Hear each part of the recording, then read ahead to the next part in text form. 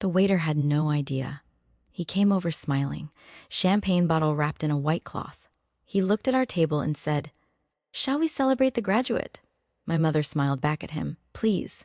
He poured 4 glasses. He did not know he had just walked into the middle of something. The cream envelope was already sitting next to my bread plate. My sister Dana had not looked at me since I sat down. Not once. I picked up the envelope. I already knew what was inside. My hands were not completely still. I want to be honest about that. My family did not just decide I was a disappointment. They planned it. They booked the restaurant. They ordered the wine in advance. They brought the paperwork. And my sister, the person I grew up with, signed her name at the bottom. If you have ever had someone choose a side and it turned out not to be yours, you already know the specific weight of that moment. Subscribe. Because this story does not end at that table. And the ending is worth staying for. My name is Serena. I am 23 years old. I want to tell you something before I start. I am not going to pretend this was easy. People tell these stories like they were calm the whole time, like nothing touched them. Things touched me. I just did not let anyone at that table see it. The Callaways are old Nashville money, not the music industry kind, older than that. 3 generations in private wealth management. Our name was on the concert hall at the university. It was on the pediatric wing at the hospital. When people in Nashville said the Callaway name, they gave it a small nod, the kind reserved for things that are not going anywhere. I was supposed to be the next thing that was not going anywhere. Vanderbilt for finance, then the family firm, then eventually my father's chair behind his mahogany desk. That was the plan. It was a good plan for someone else. I kept a photo of my grandfather tucked inside my laptop case. He passed away the year before everything changed. He was the only one who ever sat with me while I worked and said, "Keep going." Just that. Nothing more complicated than that. I touched the edge of that photo on the hard nights. There were many hard nights. Here is what my family did not know.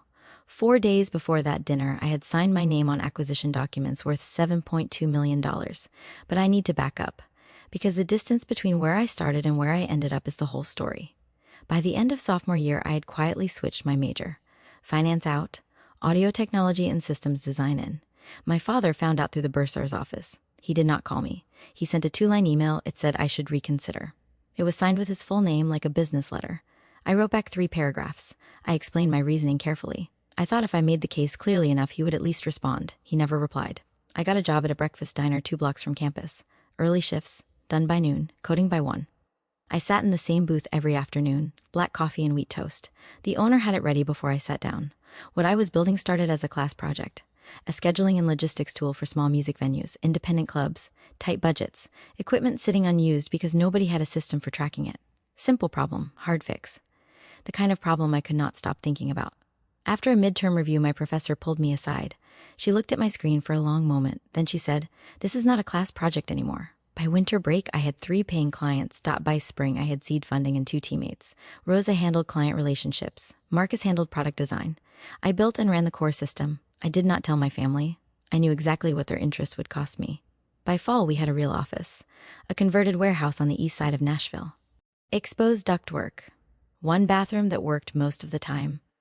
12 people on the team.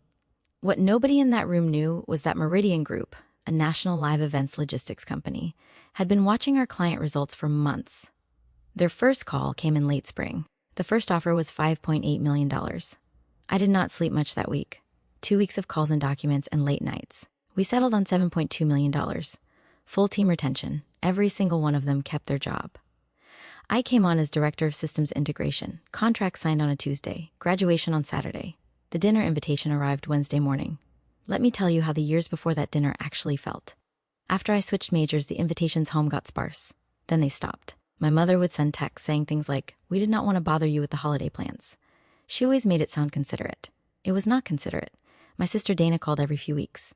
Dana was already a rising manager at Callaway Wealth. She had made her choice early and she had made it clearly. Her voice on those calls was always flat, neutral, the way someone sounds when they are delivering a message they did not write themselves. "Dad mentioned the associate position again," she said during one call. "It is still there if you want it." "I'm in the middle of something," I told her. "You are always in the middle of something." She paused. "That is kind of the problem, Serena. The call just ended after that. No real goodbye. It trailed off and neither of us filled the silence." I sat there for a moment holding the phone. Then I put it down. I thought about that call a lot over the following months. I thought about the fact that Dana knew me. She had seen me work. She had watched me figure things out since we were kids. And she still made that call. She still used that voice. There was one Sunday dinner I drove 2 hours to attend. I had practiced what I wanted to say, I wanted to explain the system I was building in terms my father would respect. Equipment routing, scheduling efficiency, budget reduction, real numbers. He let me finish. Then he set his fork down. Managing a supply chain for bar bands is not a career, Serena. It is a distraction. I did not bring it up again. I want to be honest about something. There was a week, deep in the middle of all of this, when I nearly stopped completely. I was behind on rent. My code had a bug I could not locate. 9 days I looked for it. 9 days of sitting in my apartment at 2 a.m. The photo of my grandfather was on the desk in front of me, and I sat there genuinely wondering if my father had been right, not just doubting myself. Actually wondering if I had wasted years of my life on something that would never work. I did not tell Rosa. I did not tell Marcus. I just sat there in the quiet and stayed with that thought. Then I found the bug. I fixed it. I went to bed. In the morning, I went back to work. I think about that week now. I think about who I would have become if I had stopped Wednesday morning. My mother's text, Henley, the rooftop restaurant downtown, the Calloway family's table for every occasion that mattered. My father had already called ahead about the wine. I read the text twice. Then I replied, I will be there. That night, I sat on my apartment floor. The acquisition documents in one pile, the press release scheduled for Monday morning in another, my diploma in its sleeve beside them. I held my grandfather's photo and looked at it for a long time.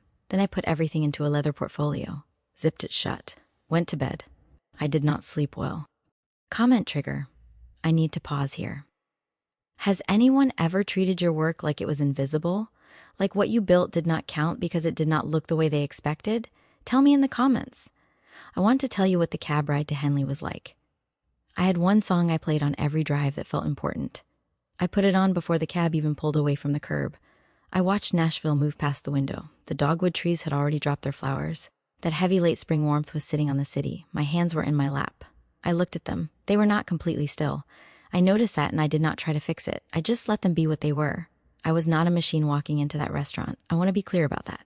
I was a person who had spent 4 years being made to feel like a wrong answer, and I was about to sit down at a table with the people who had made me feel that way. The stillness I showed them was a choice. It was not the whole truth. They had no idea what was in that portfolio die. Arrived at Henley exactly on time. The host checked his list, then checked it again. 4 guests on the reservation, 3 had arrived. My name was not there.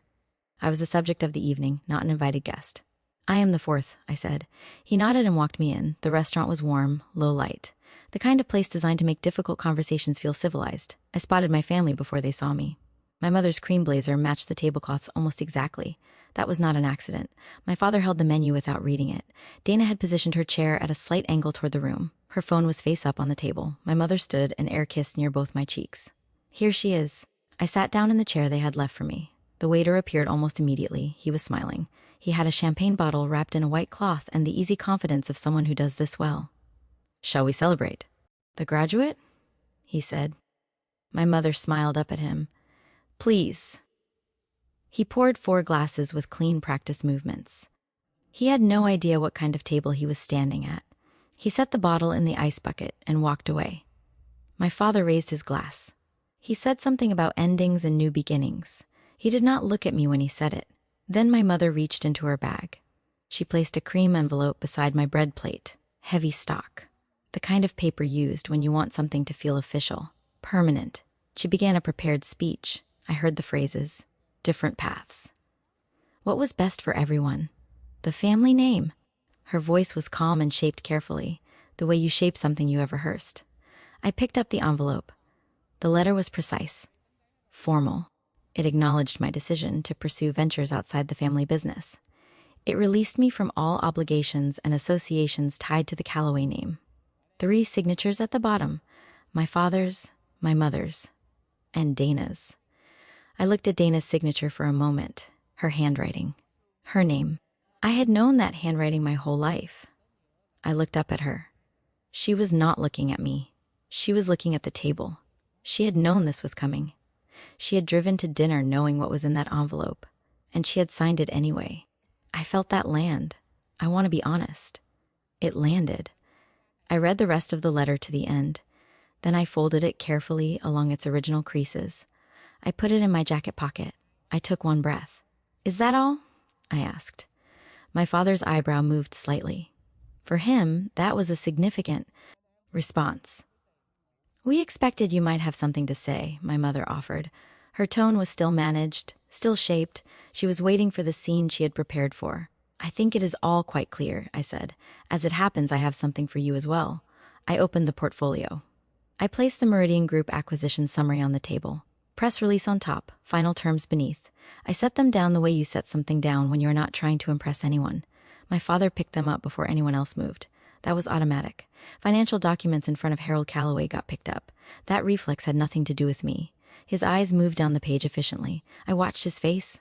I knew the exact moment he found the number. $7.2 million. Something shifted in him. Not just surprise, something underneath surprise. Something that looked like the slow internal collapse of a story he'd been telling himself for years. This is real, he said. He meant it as a simple observation. It came out as the most honest thing he had said all evening. Nobody at the table responded. Dana's phone had gone dark in her hand. The champagne was still in the glasses. The waiter's celebratory pour sitting there untouched. The silence was the whole moment. Completely, I said. The announcement goes public Monday morning. My mother's composure shifted. Not dramatically, just enough. Why didn't you ever tell us what you were building? I kept my voice level. You stopped asking. The table was quiet. My father set the documents down slowly. He leaned back in his chair. I could see him recalculating, running the numbers on a situation he had not accounted for. That was what fear looked like on Harold Calloway, not panic. Recalculation. We may have moved too quickly, he said. The letter has 3 signatures on it, I said. All of yours. I glanced at Dana when I said it. She still did not look up. These things can be revisited, my father said. Some things should not be. I closed the portfolio. I stood up. I straightened my jacket. The champagne glasses were still full. Nobody had touched them. You wanted a clean break, I said. I am giving you one. I walked through the restaurant, past the other tables, past the bar, through the heavy front doors, down to the street. Nashville in late spring, warm air on my face. Somewhere 2 blocks over a band was playing. I could hear it but not make out the song. The city was completely indifferent to what had just happened on that rooftop. I stood on the pavement for a moment, just stood there. Then my phone buzzed. Rosa, we are all at Rosie's. Get here. I looked at the message. I thought about my grandfather's photo sitting in my laptop case back at the apartment. I thought about 2 a.m. with a bug I could not find. I thought about Dana's signature at the bottom of that letter. I typed back. 10 minutes. I put my one song on. I flagged a cab. I got in. I looked out the window as the city moved past. Somewhere on that ride, I took out my phone and went to my contacts. I found Dana's number. I did not call it. I just looked at it for a moment. Then I blocked it. Not with anger. Not with a speech in my head. Just quietly. The way you close a door in a room you're done with. My father was not purely arrogant. I know that now. He was afraid. Afraid that if my way worked, it said something about his way. Afraid that a daughter building something he did not understand was a kind of judgment he could not defend against. That fear was his. I carried it for 4 years without knowing it was not mine. I do not have a clean lesson for you. I just know that the night I almost quit, sitting alone with that photo, was the most important night of the whole story. Nobody saw it. Nobody knew it happened. But every good thing that came after came through that night. Whatever you are sitting with at 2 a.m, stay with it a little longer. Tell me something. If this had been you, would you have done the same thing? Or would you have given them one more chance? Drop it in the comments. And if you know someone who needs to hear this story right now, send it to them. They will know why. If this story gave you that feeling, that specific satisfaction of watching the truth finally land, subscribe. Because I have more. Stories about people who were written off and counted out, who then made sure that was the last mistake anyone made. See you in the next one.